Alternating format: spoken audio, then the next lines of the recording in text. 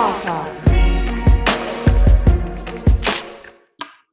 Hey y'all, welcome back to another episode of Small Talk. You already know, two queens, but today we have three queens, three perspectives, one big topic. What are we talking about today? Today we have the pleasure of having our beautiful, lovely queen friend, Hannah. Yeah. She's here with us today to jump into polygamy versus monogamy. And we know that this has been like one of those conversations where people have their different perspectives on whether they should be one person or not. So real quick, polygamy is when you have more than one spouse. And monogamy is when you're married to one person only. Mm-hmm. Easy enough. So, Hannah, how we feeling? Polygamy, monogamy, where do you stand? Okay, so first I want to kind of like break it down a little bit more, because a lot of people don't realize that within polygamy there's a whole bunch of layers. So the umbrella that it all actually falls under is called ethical non-monogamy. So underneath that you have polyamory, which is I took notes, sorry, because I will mess them up. So polyamory is consent, but everybody in the relationship is equal and it's multiple partners. However, there's no marriages. So that's polyamory. Polygamy itself is where somebody is married or has multiple marriages, and that's marriage based, but it can be any type of genders or whatever in the construct of it. And then polyandry is where a woman has multiple husbands, and polygyny is where a man has multiple wives. Then there's also solo poly, which is somebody who kind of is like the single person who joins other relationships or but likes these constructs of this lifestyle. Then there's also open relationships, which a lot of people don't really understand that these are not all the same and they are not interchangeable. So an open relationship essentially is that you are emotionally committed to somebody. However, you can have you can be intimate with other partners. And then an open marriage is that you guys are married, but then you are allowed to go beyond that.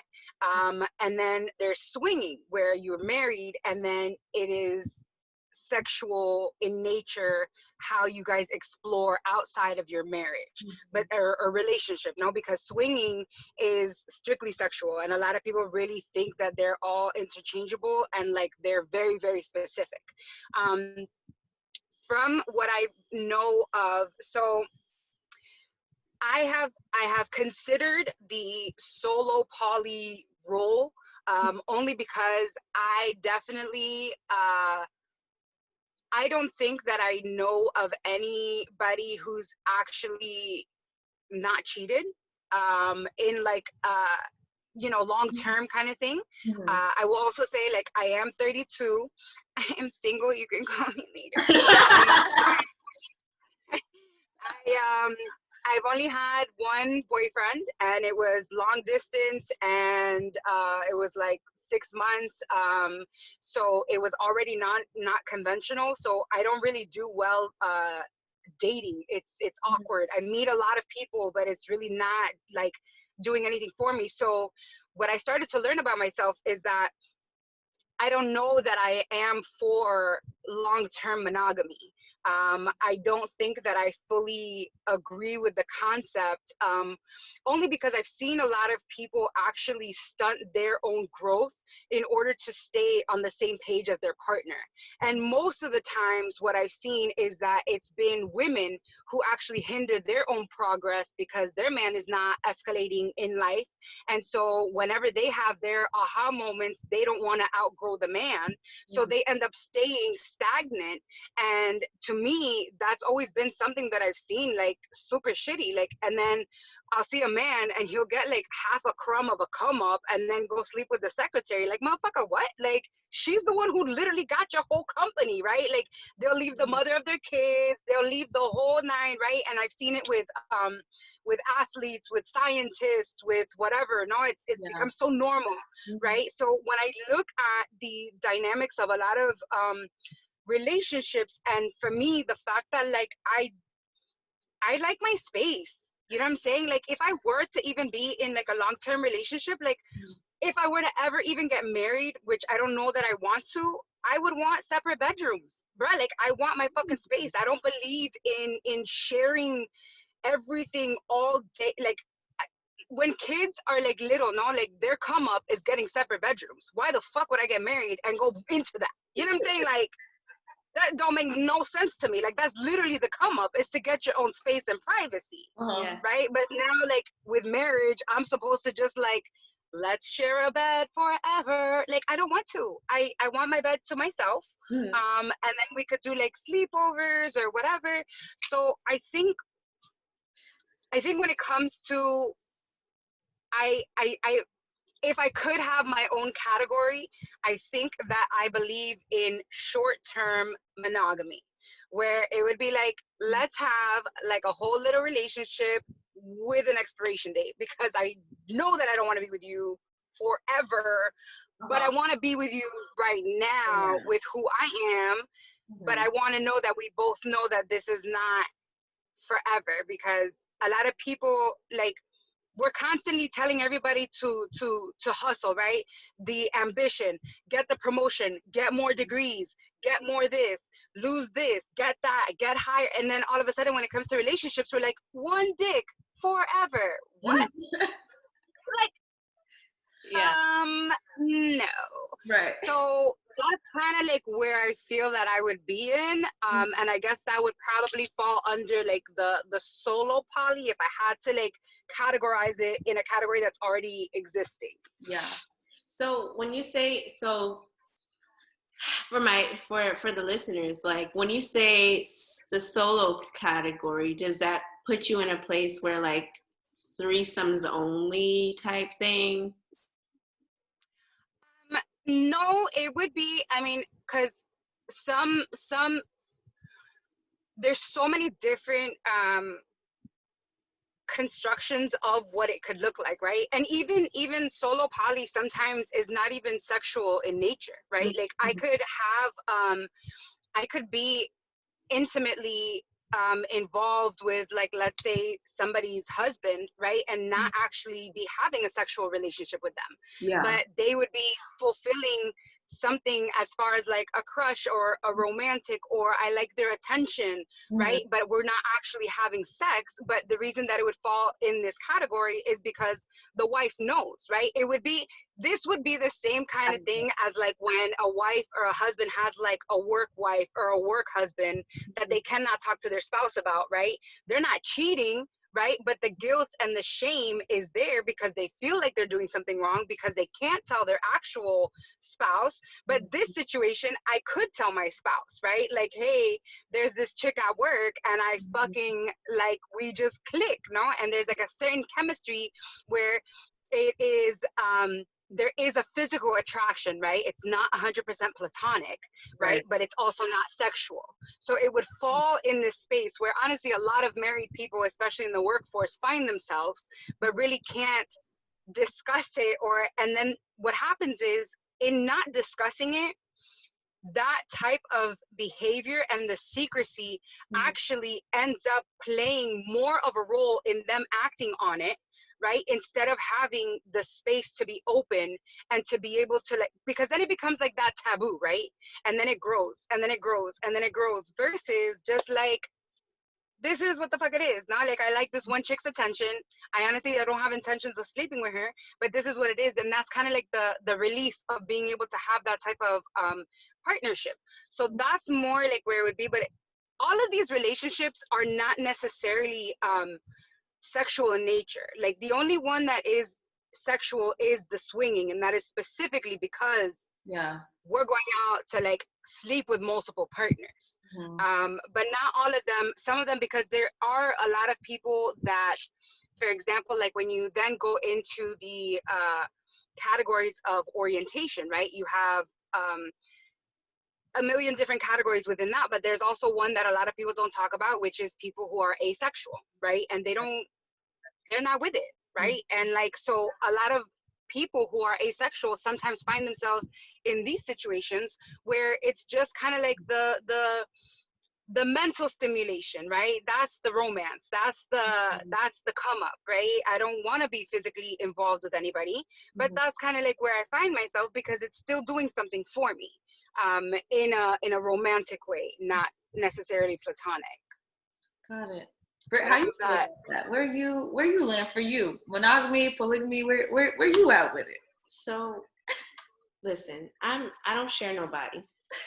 I never shared anyone. I'm not down with it. It ain't happening. Not now, not never. And I feel like so sex is one thing. That's a whole nother connection. You connect with somebody, each person you have sex with, I feel like they take a piece of you, and that's just that. But the whole, I agree with you, Hannah, in terms of like connecting with people in certain chemistries, they're real, right? In certain connections. But that one person, see, I'm gonna just say this. I'm married, right? right. And I feel like I've met a lot of men prior to my marriage, and I've connected with some that it can't be matched. Let me just say that. But with my husband, I feel like it's on a whole nother vibe. And I feel like once that person is placed in front of you, it's just like it engulfs almost everything to the point where it's like, Hannah, I'm like you. I don't want you all up under me. I need my space. Go away, goodbye, and good night. Like, that's just how it is. But when I'm with him, I low-key, like, we have those boundaries. We set boundaries in our marriage where it's like, okay, we need girl time, we need guy time, or we need alone time. Let's separate for a little bit. But he fulfills me so much to the point where, like, monogamy, just being with him in general, I want you in my space. I want you in my bed. I don't want to be with another dude. I want to be with you. I don't want to hold no conversation with nobody else. I don't want to think about nobody else. Like, it's just you, because we connect differently on a spiritual level. And I feel like it kind of, for me, it kind of jumps into like my religious world. And we talk about being equally yoked with people before marrying them. And I just feel like being equally yoked is just that. Y'all match up like this, so you won't have reason to look elsewhere. I'm not saying that it doesn't happen. I'm not saying that Billy off the street can be the same person as my husband and satisfy me in the same ways, but my tunnel vision for him is already there, that I'm not even looking at Billy, because I already know what I have, and we're equally yoked, and God created this union for me. This is my spiritual walk.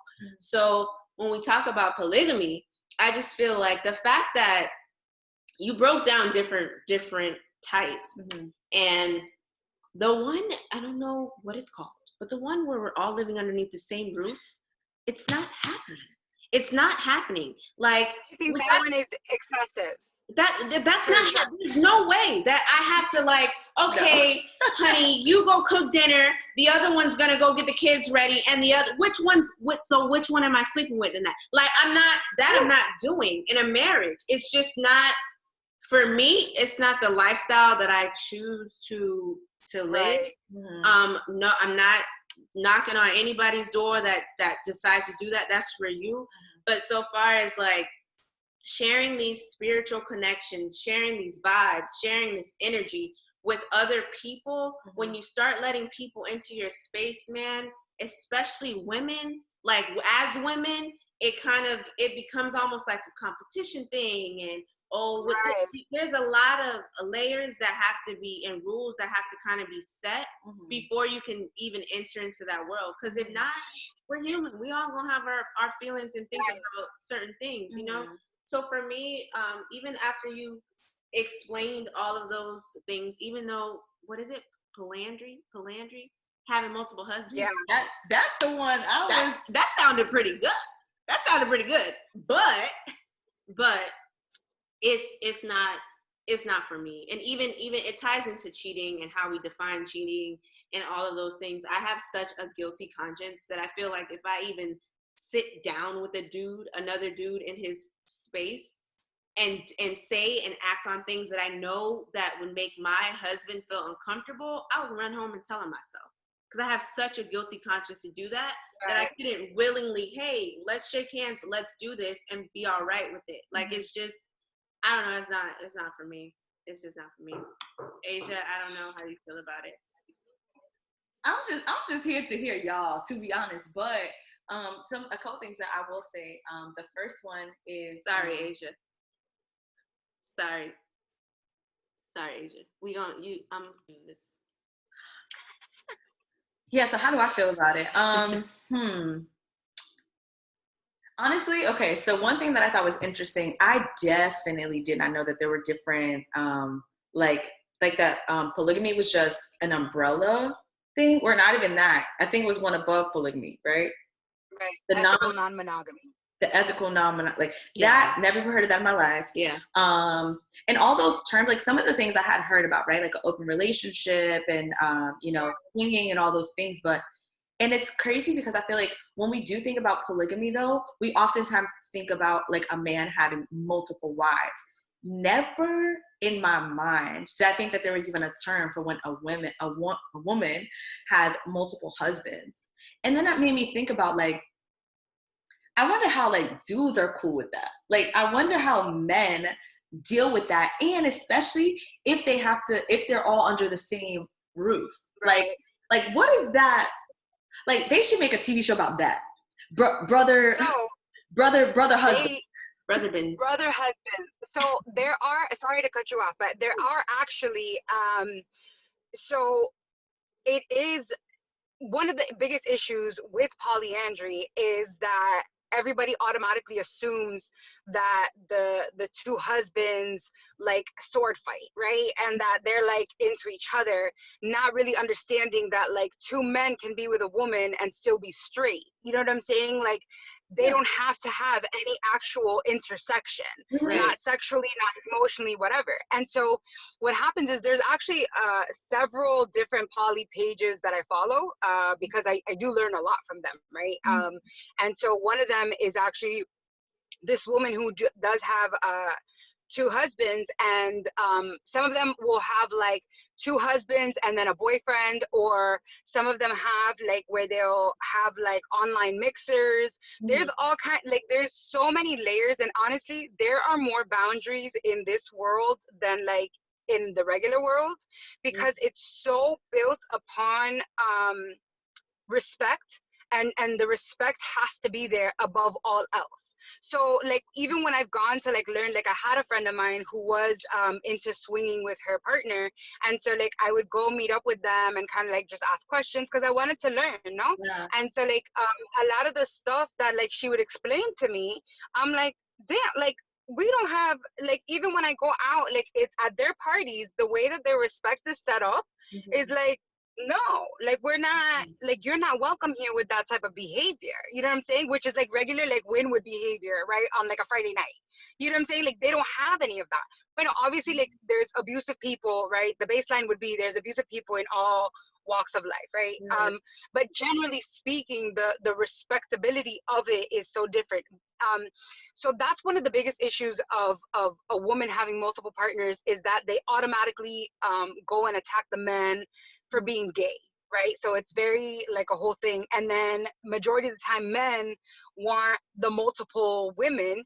And I've seen several different views on it, where a lot of it is more like the women are brainwashed and whatever they've been brainwashed to be with this man and whatever, and then some of the women have been like, no, like I'm willingly invested because we can all be pregnant at the same time and build our foundation and our family and our compound. We have multiple incomes, we have, you know what I'm saying? So like I've heard a lot of different things.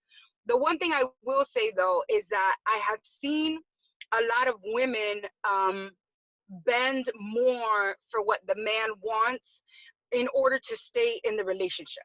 So I've seen more women agree to things that they would not normally ever want anywhere near them, just to not lose the relationship. So that is definitely something that I've seen, whether it's swinging, an open relationship, polyamorous, whatever.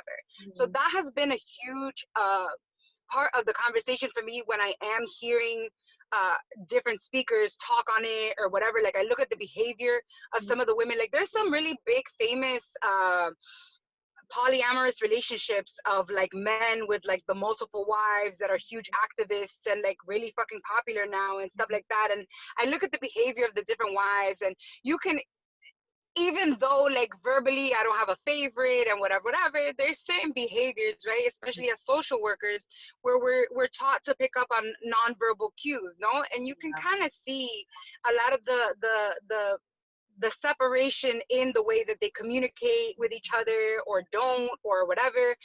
And one of the other ways is that I've seen that one of the partners is not sexually able to, right? Like one of them was a woman was she had cervical cancer and she didn't want her husband to be without sex. So she was decided to go into this life. And so she would actually be the one going on the dates with the women to see if they would fit well into their relationship.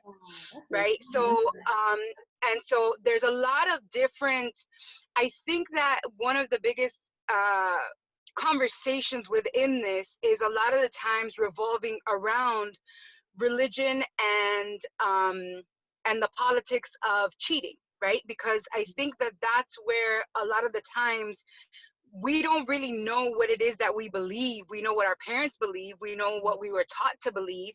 We don't know what we would be willing to put up with or not, because we don't really stray outside of, well, this is what it is. Like, this is now our baseline and this is what we're living from, right? So there's a lot of different parts within all of that. Like, how do you figure that out? And then there's also the part that, like, even within a lot of conscious communities, right, that are like activists or whatever, like, you'll have men be like, yeah, we're poly, and like, oh, but your wife don't know, right? And he's out here like community digging it up, right?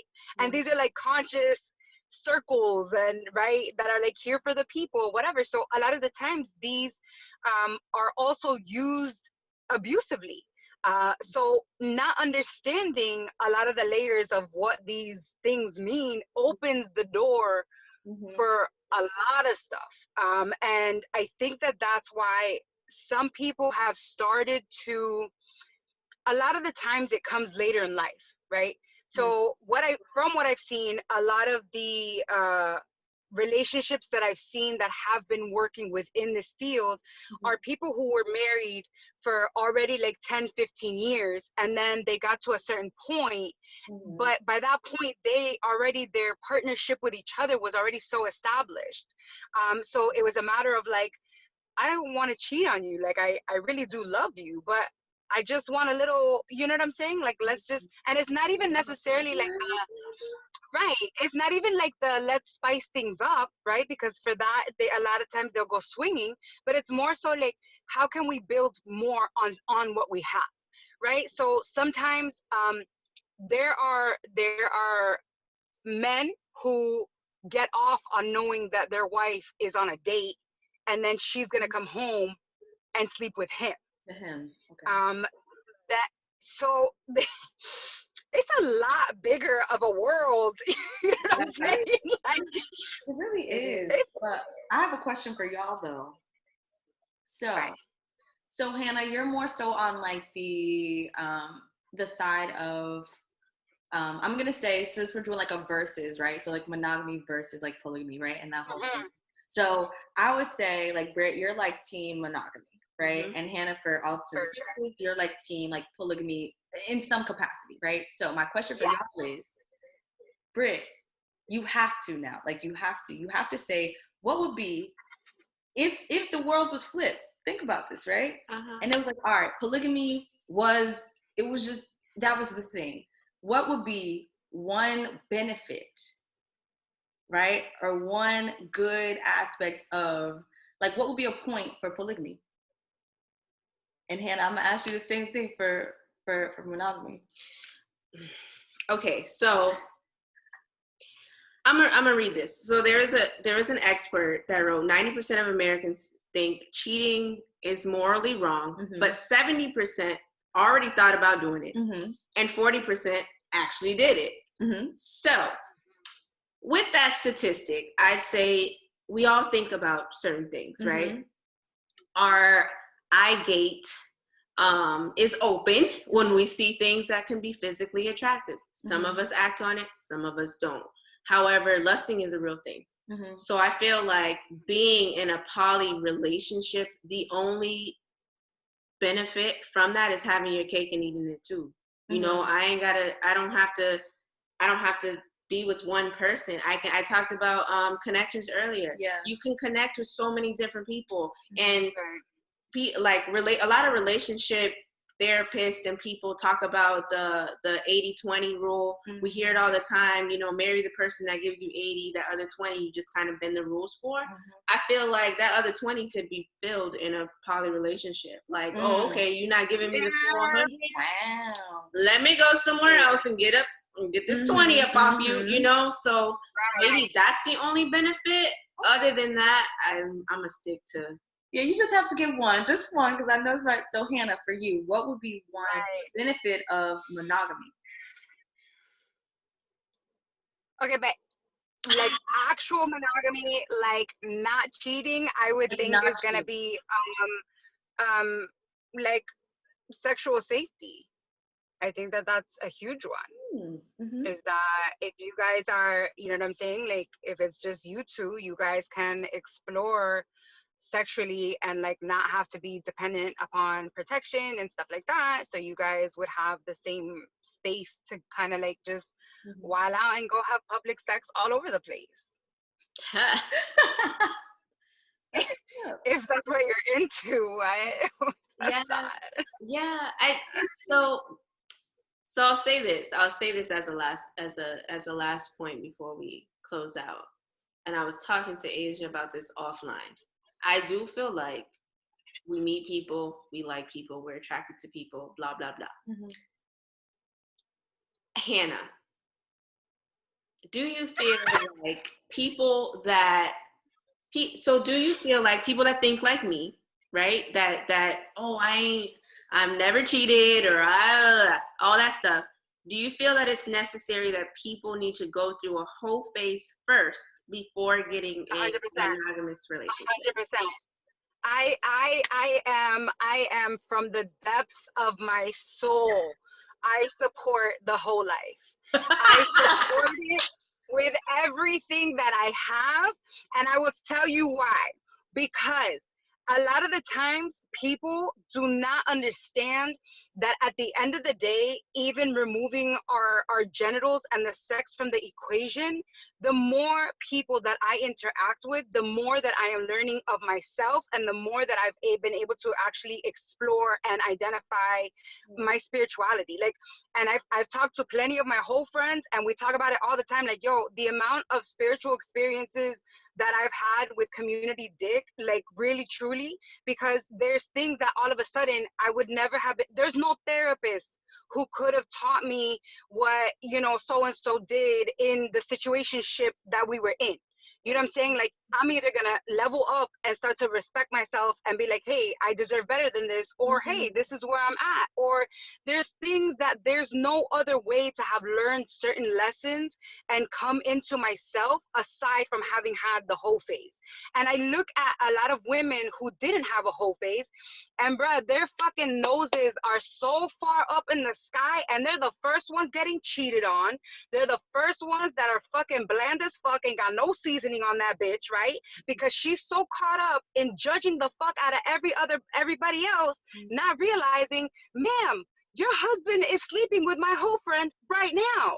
While you out here, look at my baby, we went to the Bahamas and did a bitch, no one cares, right?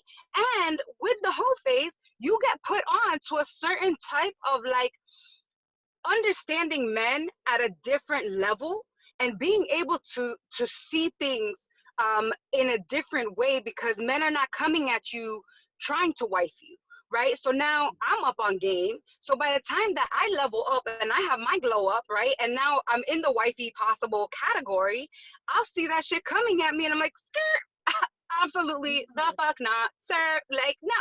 So there's a lot of things that, to me, when people look at the whole phase and they disrespect it and they talk down upon it, right?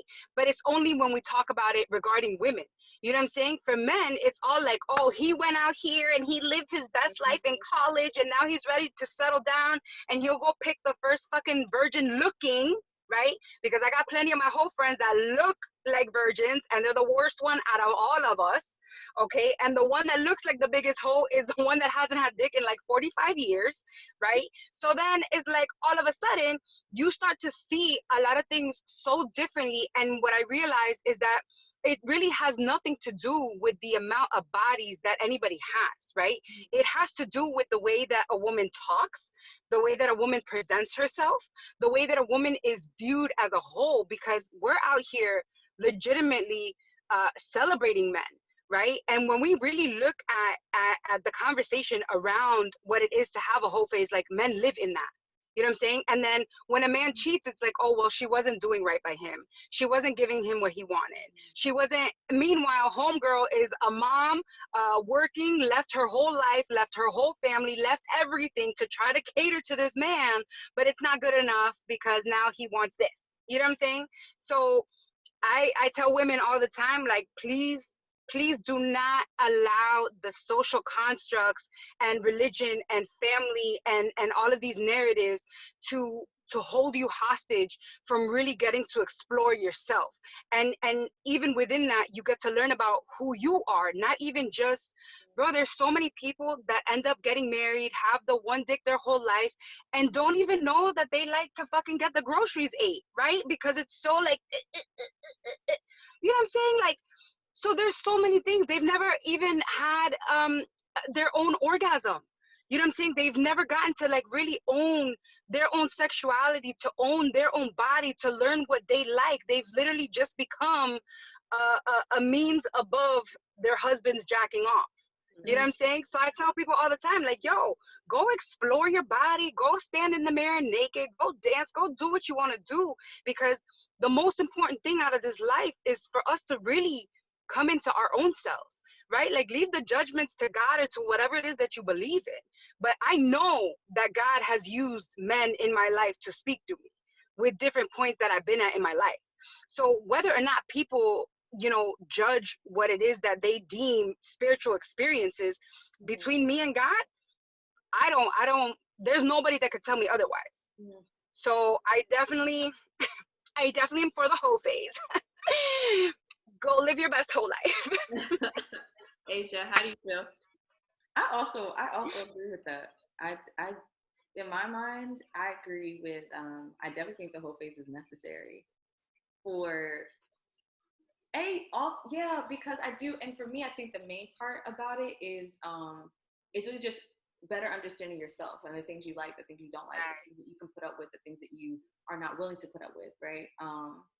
So for me, and I think just having like, it's a different sense of like of freedom and like liberation in a different way, right?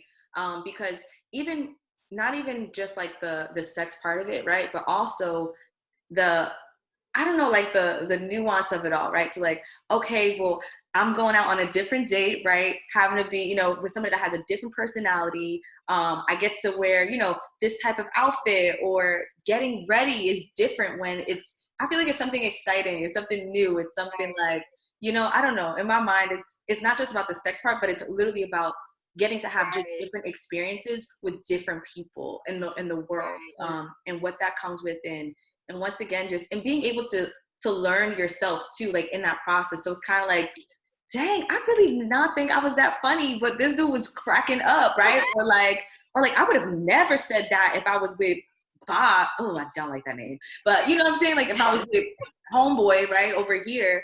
So for me, it's like you get to explore different sides of yourself, so that when you are ready, and then I think you do get to a place where you are ready to be like, you know what?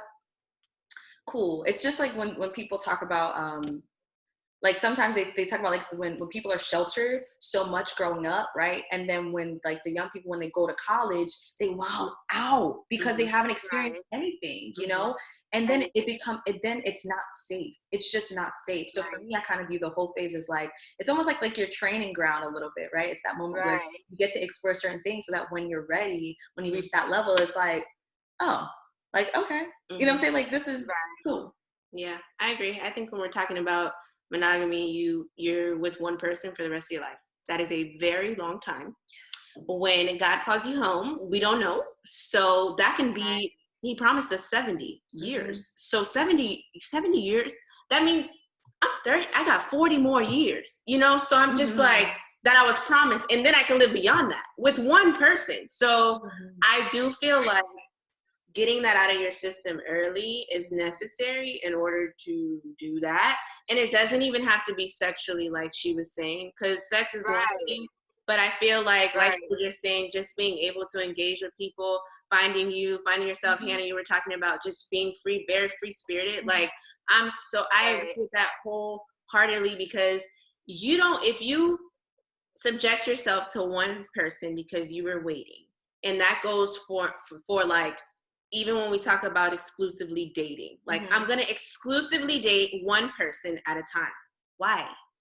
I'm just a firm believer in not putting all your eggs in one basket, because if you haven't established these boundaries from the beginning with this person, that this is what it is, then you're setting yourself up for failure, because you're putting yourself on the line for one person, and he may not feel that way, or she may not feel that way. So it's not fair to you. You're putting your emotions and feelings out there. And then like I believe that women and men, you know, in order to, when it comes down to sex, like if both of y'all are virgins, maybe it'll work.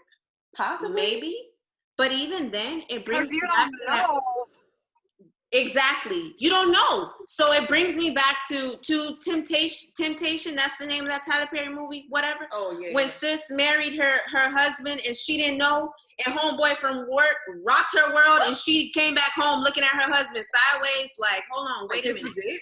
Yeah. It's a whole nother ball game. So I feel like if you're two virgins, which is technically, spiritually, if you're a Christian, how it's supposed to be, then maybe that'll work, because you don't know. But I feel like even in that, you don't know. So how would you know? Right. So it's just, I don't know.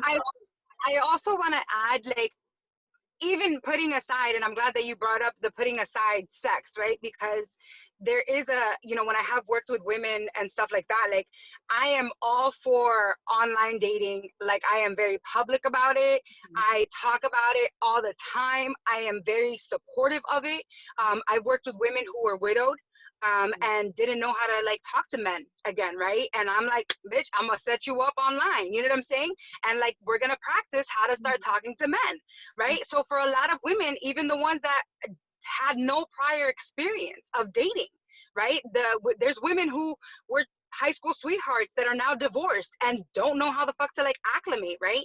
So a lot of the times when I am working with women and men on setting up their profiles and stuff like that, like a lot of people really don't understand that the whole phase can also just be dating multiple people. Like we're not even talking about like making out.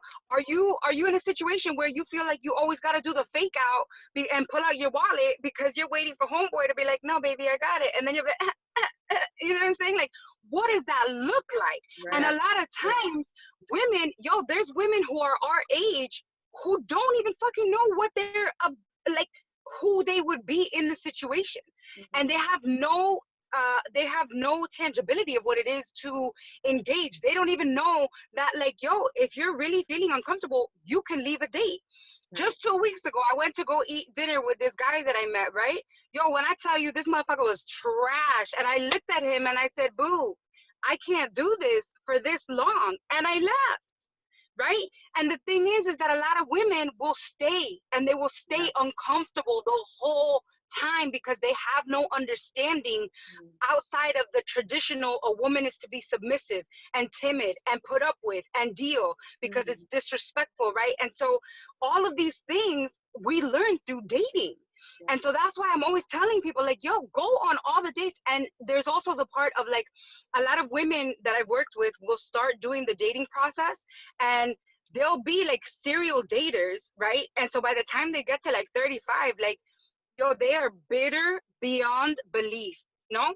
And in my mind, I'm like, bro, if you can put aside the way that you thought your life was supposed to be, if you can just go into these moments and just have fun, bro, like, there's a lot of sense. The older that we're getting, it's getting more bitter, you know what I'm saying, like with the women that I've worked with and stuff.